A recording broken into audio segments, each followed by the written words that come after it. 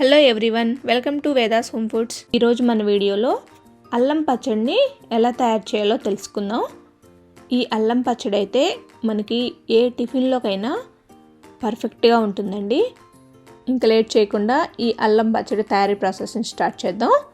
ఒక కడాయిలో 1 టేబుల్ స్పూన్ల వరకు ఆయిల్ని యాడ్ చేసుకోండి. అందులోకి 1 టేబుల్ స్పూన్ వరకు పచ్చిశనగపప్పు, 1 టేబుల్ స్పూన్ మినపప్పు, 1 టేబుల్ స్పూన్ ధనియాలు, 1 టీ స్పూన్ జీలకర్ర, 1/2 టీ స్పూన్ ఆవాలు, 1/2 టీ స్పూన్ మెంతుల్ని యాడ్ చేసుకోండి. వీటన్నింటినీ బాగా కలుపుకోండి. ఇవన్నీ దోరగా ఫ్రై అయ్యేంత వరకు నీట్గా ఫ్రై చేసుకోండి. ఇప్పుడు ఇందులోకి 1/2 కప్పు వరకు అల్లాన్ని తీసుకోండి. అదే గ్రామ్స్లో అయితే ఒక 50 గ్రామ్స్ వరకు ఈ అల్లం ముక్కలు ఉంటాయండి.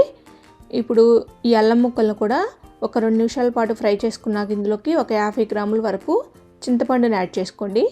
ఈ చింతపండు గ్రామ్స్లో అయితే 50 గ్రాములు అండి, కప్పు కొలతలో అయితే 1/2 కప్ ఉంటుంది.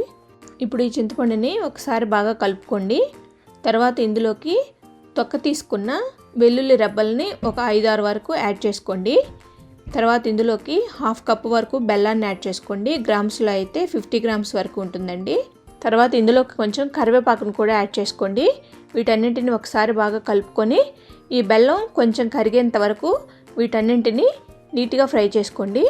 తర్వాత ఇందులోకి ఎండుమిరపకాయలని ఒక 10 వరకు యాడ్ చేసుకోండి. మీకు కారం తక్కువగా ఉంటే ఒక 15 వరకు యాడ్ చేసుకోండి. అదే కారం ఎక్కువ ఉంటే 10 వరకు యాడ్ చేసుకోండి. ఇప్పుడు వీటన్నింటిని ఒకసారి బాగా ఒక 5 నిమిషాల పాటు ఫ్రై చేసుకోండి. 5 నిమిషాల తర్వాత ఇందులోకి 1 కప్పు వరకు వాటర్ని యాడ్ చేసుకోండి. తర్వాత ఒక 1/2 టీ స్పూన్ వరకు పసుపుని యాడ్ చేసుకోండి.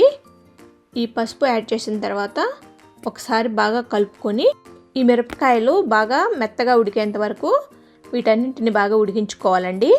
ఇప్పుడు మూత పెట్టేసి ఒక 10 నిమిషాల పాటు మీడియం ఫ్లేమ్లో బాగా ఉడికించుకోండి. 10 నిమిషాల తర్వాత మనం మూత ఓపెన్ చేసి చూసామంటే ఇందులోని వాటర్ మొత్తం ఇంకిపోతాయి. ఆల్మోస్ట్ కొంచెం వాటర్ ఉన్నప్పుడే ఈ స్టవ్ ఆఫ్ చేసుకొని వీటన్నింటిని పూర్తిగా చల్లారబెట్టుకోండి. వీటిని పూర్తిగా చల్లారిన తర్వాత ఒక మిక్సీ జార్లోకి యాడ్ చేసుకోండి.